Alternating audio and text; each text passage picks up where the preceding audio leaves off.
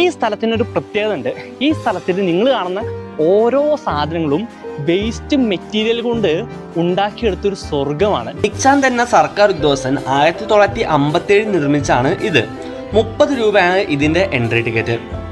പൊട്ടിയ ടൈലിംഗ് കഷ്ണം മുതൽ പൊളിഞ്ഞ കല്ലുകൾ വരെ കൂടി ഉപയോഗിച്ചിട്ടാണ് ഇവിടെ പല സാധനവും ഉണ്ടാക്കിയിട്ടുള്ളത്. പല രീതിയിലുള്ള ചുമരുകളും സ്കൾപ്ചേഴ്സും വരെ ഇവിടെ ഉണ്ടാക്കിയിട്ടുണ്ട്.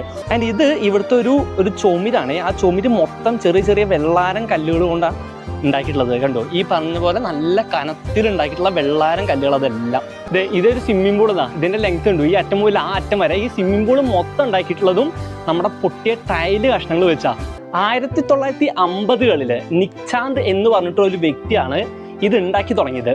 ഈ ഒരു കല്ല്, അതായത് ആ സമയത്ത് സിറ്റി ബിൽഡ് ചെയ്യുന്ന സമയത്ത് വേസ്റ്റ് വരുന്ന പല മെറ്റീരിയലും എങ്ങനെ യൂട്ടിലൈസ് ചെയ്യാമെന്ന് ചിന്തിച്ച് ഉണ്ടാക്കിയൊരു അത്ഭുതം ഇത്. ഈ സ്ഥലത്തിനൊരു പ്രത്യേകത ഉണ്ട്. ഈ സ്ഥലത്തിൽ നിങ്ങൾ കാണുന്ന ഓരോ സാധനങ്ങളും വേസ്റ്റ് മെറ്റീരിയൽ കൊണ്ട് ഉണ്ടാക്കിയെടുത്തൊരു സ്വർഗമാണ്. നിക്ചാന്ദ് എന്ന സർക്കാർ ഉദ്യോഗസ്ഥൻ 1957 നിർമ്മിച്ചാണ് ഇത്. 30 രൂപയാണ് ഇതിന്റെ എൻട്രി ടിക്കറ്റ്.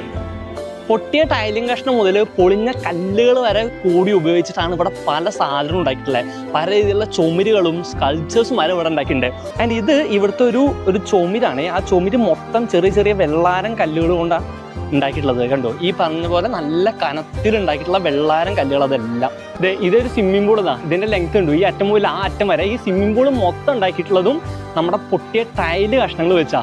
1950കളില് നിക്ചാന്ദ് എന്ന് പറഞ്ഞിട്ടുള്ള ഒരു വ്യക്തിയാണ് ഇത് ഉണ്ടാക്കി തുടങ്ങിയത്. ഈ ഒരു കല്ല്, അതായത് ആ സമയത്ത് സിറ്റി ബിൽഡ് ചെയ്യുന്ന സമയത്ത് വേസ്റ്റ് വരുന്ന പല മെറ്റീരിയലും എങ്ങനെ യൂട്ടിലൈസ് ചെയ്യാമെന്ന് ചിന്തിച്ച് ഉണ്ടാക്കിയൊരു അത്ഭുതം ഇത്.